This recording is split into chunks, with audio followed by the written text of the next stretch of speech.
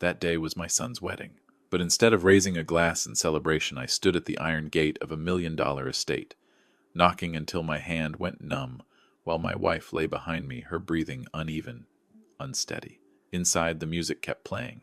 The drones kept flying. And my daughter-in-law said loud enough for me to hear, "Close the gate. Don't let anyone ruin the ceremony." In that moment, I understood something cold and clear. There are weddings built on love, and there are weddings built on the silence of a father. Before I go on with what happened that day, if you're listening to this story and it feels close to your heart, please subscribe to the channel to walk with me through the stories ahead, and leave a comment telling me where you're listening from. Because what happened at that wedding didn't just change my life. It began the moment I knelt down on that freezing marble floor. I still remember the feel of the marble beneath my knees. Cold, slick, completely wrong for a day people called a dream wedding. I didn't come there as someone begging. I came as a husband. But in just a few minutes, every familiar line was flipped upside down. The reception was outdoors, under the heavy summer sun of San Francisco. Everything was arranged a little too perfectly. Tables in straight lines, glasses without a single mark, music just loud enough to set the mood, but never loud enough to drown out laughter. I thought at the very least the day would pass without trouble. Lisa stood beside me, holding my hand more gently than usual. I knew my wife wasn't comfortable in places like this. Still, she smiled, like she always did, so our son wouldn't have to worry. The food came out in the exact order Jessica had requested. I didn't think much of it until Lisa paused. At first, it was just a tiny frown. So small, almost no one noticed. I asked if she was okay. She shook her head and said it was probably the heat. But a few minutes later, the hand holding mine began to tremble.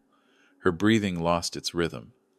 I looked around for someone in charge, but every eye was fixed on the stage, where Jessica was smiling brightly into the cameras. That's when I realized, too late, that the special dish wasn't decoration. It was a choice. Lisa had made her allergy clear to the family long ago. It wasn't a secret, but at this party it didn't seem to matter. I decided to carry my wife to the car. Just get her out. Find air. Call for help. But as I turned, a hand stopped me. Not my son's. Security. They told me the main gate had been locked by instruction, to protect what they called visual order. I didn't understand those words until I saw the drone hovering above us, slowly filming every angle of the celebration.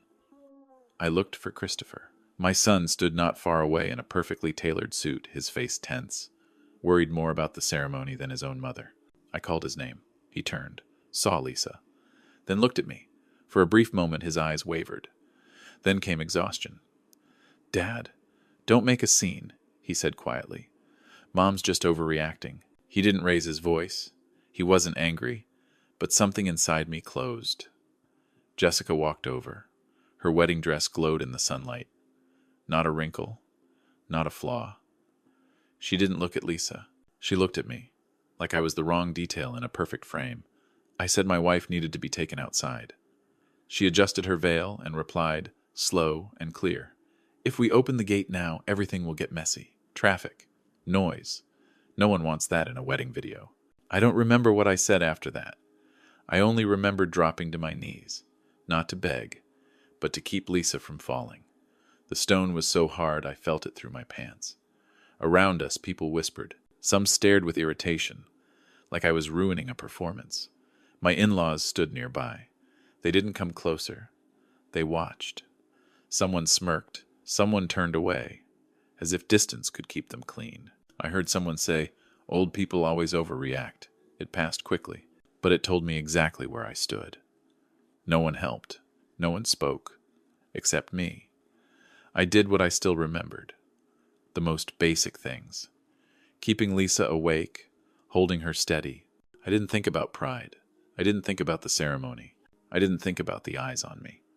I thought about one thing only, getting my wife through that moment. When a side gate finally opened, not because of my pleas, but because of an older server who stepped in. I never looked back at the party. But I knew something had shifted. I walked out of that estate with a very quiet decision. Not anger exploding. Not a dramatic vow. Just a late, painful clarity. I realized that for many years, I had been silent for too long. and that silence had just been pushed to its final limit. That decision didn't come from any heroic moment. It came while I was sitting in a hospital hallway, staring at my hands. The same hands that had shaken while holding Lisa, and the same hands that once signed papers I believed were for my son's future. In that quiet stretch of time, memories began to return. Not loudly, not all at once, just small pieces drifting back, as if they had been waiting for years. I remembered the day Christopher called me. His voice was full of excitement. He said he had found his first big opportunity in life.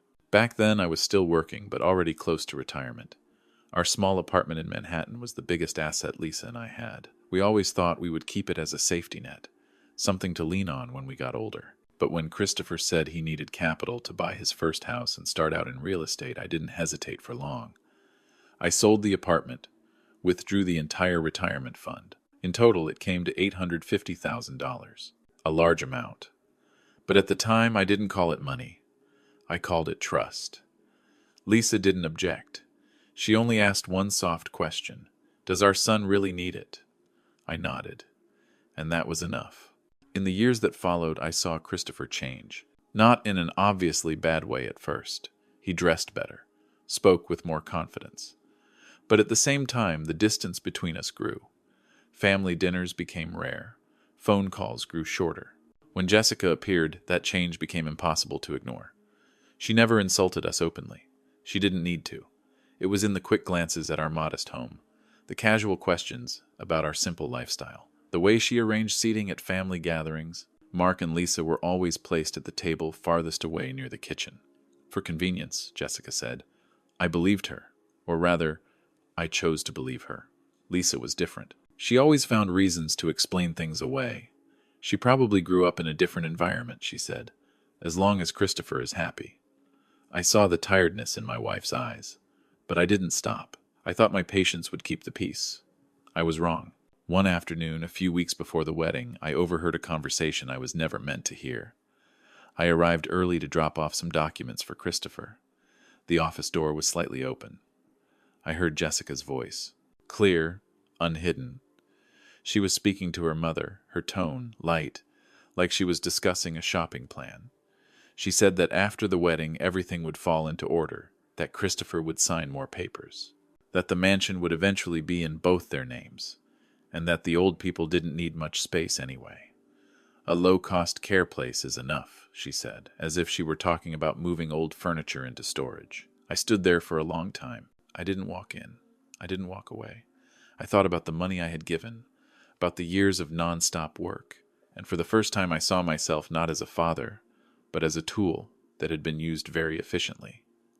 I didn't tell Lisa about it, not because I wanted to hide it, but because I didn't know where to begin. I still hoped I had misheard, hoped things would change after the wedding. That was how I stretched my silence a little longer. Then the ceremony happened, and that hospital hallway erased the last of those hopes. I sat there replaying every word, every look, every moment I had convinced myself it probably won't go that far. Now each memory carried a different meaning. They were no longer scattered details. They fit together into a complete picture, and it wasn't an easy picture to look at. I realized the disrespect didn't start that day. It had started long ago. I had just chosen not to name it. I traded respect for temporary peace, and the price of that peace had just reached its highest point. When I stood up from the chair, I no longer felt confused. Only a cold clarity. I didn't think about confrontation. I thought about taking inventory of everything I had given away and everything I still held. Because if there was one thing I learned that afternoon, it was this. When sacrifice is treated as something obvious, it will never stop until the one who sacrifices is the one who closes the door themselves. The door I mentioned didn't close right away. It opened into another path, narrower, colder, and one that didn't allow me to turn back. Lisa was taken into observation. I sat outside, my back against the wall, listening to the steady footsteps of medical staff passing by. No one told me much. They just told me to wait. Time didn't move in minutes or hours then.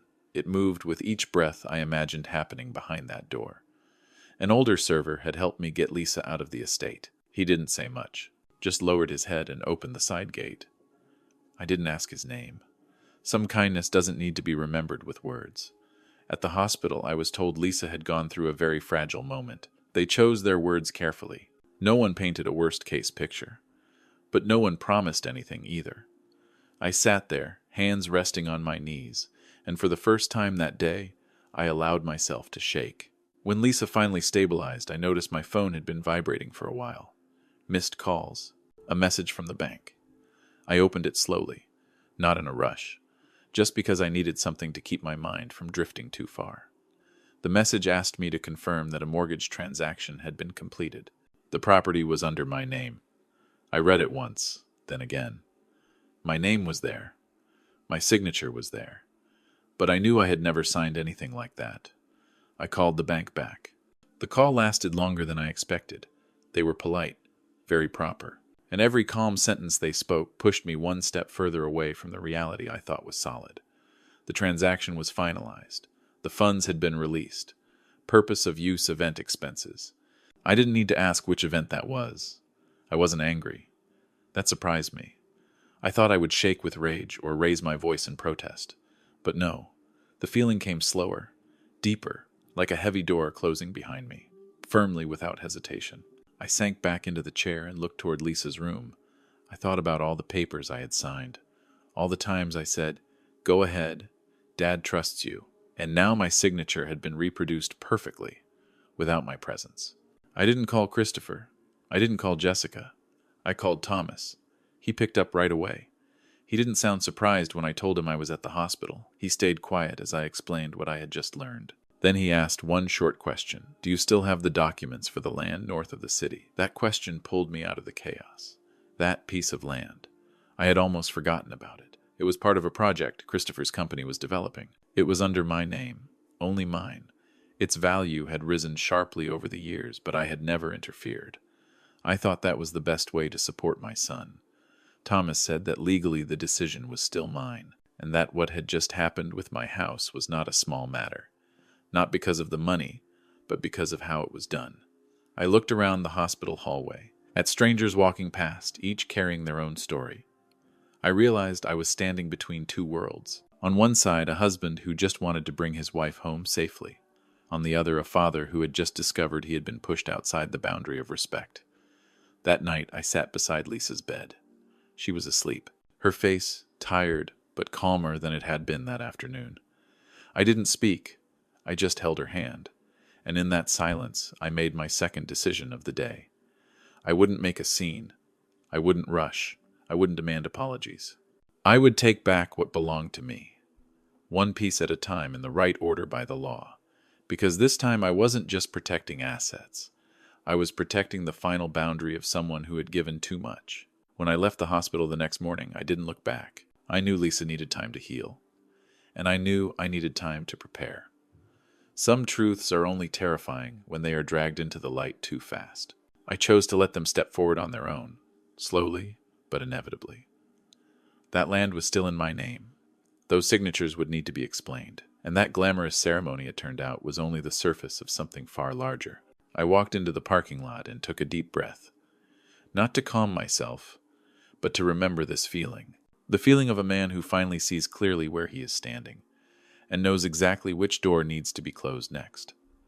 10 days after that afternoon at the hospital, there was a knock on my door again, not the frantic kind, but a measured knock, as if the person outside had rehearsed it in their head. I knew they would come. Thomas knew it too. We didn't prepare for this moment with anger, but with a silence that had lasted just long enough. Christopher stood on the porch, his face trying to stay calm. Jessica stood beside him, large sunglasses covering most of her face.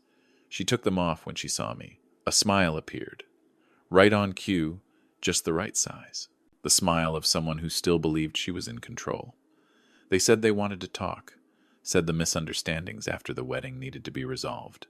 Said family shouldn't let small things tear them apart. I listened. I didn't interrupt. I opened the door and invited them in. In the living room, Thomas was already seated.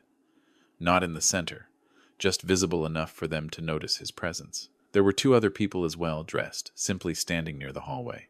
I didn't introduce anyone. I let them guess. Christopher looked around. His eyes lingered a little longer on Thomas. He asked me in a voice trying to sound gentle whether this really needed to be taken this far. I poured tea. My hands didn't shake. I set the teapot down, then finally looked straight at my son. I told him that 10 days ago I learned something important, that some things only seem small when you're standing on the side that benefits. Christopher didn't respond. Jessica crossed her arms, leaned back in her chair as if waiting for her turn. Thomas spoke. He didn't say much. He simply laid out the basics. The mortgage transaction, the signature, the timing. It was presented like a report. No emotion, no judgment. Jessica sat up straight. Christopher stared at the table. I took out a folder. Not thick. Just thick enough to place in front of them. I didn't slide it over. I let it rest there between us, like a new line being drawn. I said that my investment in Christopher's company would stop, effective immediately. The project on the land north of the city would be suspended until further notice. I didn't say taken back. I said, paused. But everyone understood what those words really meant. Jessica laughed. A short, sharp laugh. She said I was overreacting. Said I was old, easily affected by stressful situations. Said everything could be fixed with one more signature. As she spoke, she placed another stack of papers on the table, very confident. I didn't look at them. I looked at Jessica.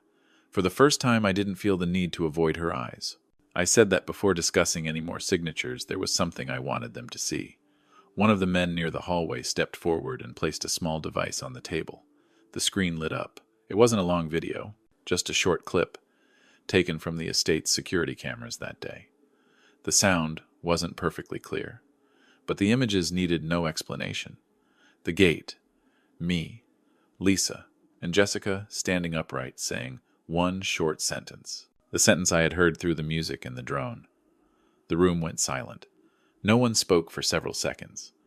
Christopher turned to look at Jessica. She opened her mouth, then closed it. No smile, no confidence left. I turned off the screen. I said that the footage had never been released, and I had no intention of using it to create a scandal. I only needed them to understand this. Some doors, once closed, cannot be reopened with sweet words. I continued, my voice still steady, that if things had gone any further that day, the consequences would not have stopped at finances. But right now, I wasn't looking for punishment. I was looking for an ending. Jessica stood up abruptly. She said I was destroying my son's future, that I was selfish, that I didn't understand the world they lived in. I didn't answer right away. I looked at Christopher. He stood there, silent, and in that silence I saw his choice clearly. I said my final words, that I had been silent long enough, that my support from this day forward would have clear limits, and that any future decisions would go through lawyers. When they left, there was no slammed door, just the soft sound of it closing. But I knew something had just been shut for good. I sat back down. Thomas didn't speak immediately. He simply nodded. I didn't feel victorious. I didn't feel relieved. Just an emptiness, mixed with a rare kind of clarity. Outside, the afternoon passed like any other. No one knew that inside this house, a conversation had ended years of silence. And I understood then, the climax isn't when everything explodes. The climax is when someone calmly closes the final door and no longer has any reason to turn back. After that door closed, life didn't suddenly become peaceful. It simply became quieter. And sometimes quiet is the hardest thing to adjust to for people who have lived in constant tension for too long. Christopher and Jessica didn't come back. There were no more calls, only a few short procedural messages sent directly to Thomas. I let everything go through him, not to avoid them, but to keep the boundaries I had just drawn from being blurred by emotion. The changes came slowly, but they were clear. I heard the project had been suspended. The connections Christopher once bragged about grew silent one by one. Jessica's family withdrew just as quickly as if they had never been part of the story at all. I didn't follow it. I didn't ask. Some endings arrive on their own when you stop holding on. Lisa recovered day by day. In the mornings, she went back to the garden, watering the plants like she used to. We didn't talk much about that wedding anymore, not because we forgot, but because we both understood that some memories don't need repeating in order to keep living. One afternoon, as we sat on the porch, Lisa said she didn't want to return to the city, not out of fear, but because she no longer felt she belonged there. I nodded. I had felt the same way for a long time. I just hadn't said it out loud. We sold the house, not in a rush, without regret. Everything was sorted neatly, as if we were closing a chapter we had read long enough. The money left over after everything was settled didn't make me feel richer. It just made me feel lighter. We moved to a small, coastal town. No grand parties. No cameras flying overhead. Just wind waves and roads quiet enough to hear your own thoughts. In the evenings, Lisa and I walked slowly together. We didn't talk much, but the heaviness was gone. The idea of a support fund came naturally. Not to prove anything, but to make sure what we had lived through didn't end with our story alone. We used part of the money to help cover medical care for elderly people living by themselves. No big signs, no launch events, just small help given regularly when it was needed. I don't call it redemption. I call it continuation. Sometimes I still think about Christopher. Not with anger, with a quiet sadness. I've learned that being a parent doesn't always mean you get to stay in your child's life. There are paths they will choose to walk alone. And my role isn't to stop them, but to know when to stop following. One evening, as the sun sank slowly beyond the horizon, Lisa asked if I had any regrets. I thought for a long time before answering. I told her I don't regret giving. I only regret giving without keeping boundaries for myself. She took my hand. She didn't say anything more. And that was enough. This story doesn't end with victory. No one standing on a peak looking down. It ends with calm. A calm that came late, but came honestly. If there's one thing I want to say to those listening to this story, it's this. Respect cannot be bought with money, and a father's silence is not always weakness. Sometimes it is the last patience before someone learns to stand on their own side. What would you do if you were in my place? Cherish your parents while you still can. Because once trust is broken, not every door can be opened again, no matter how gently someone knocks. Thank you for staying and listening to this story until the very end.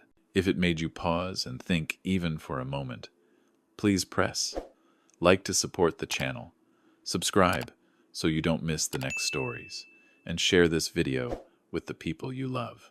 The lesson I learned is simple. Parents don't need repayment in money or spectacle, but in respect and being truly heard while they are still here. I'll see you in the next story.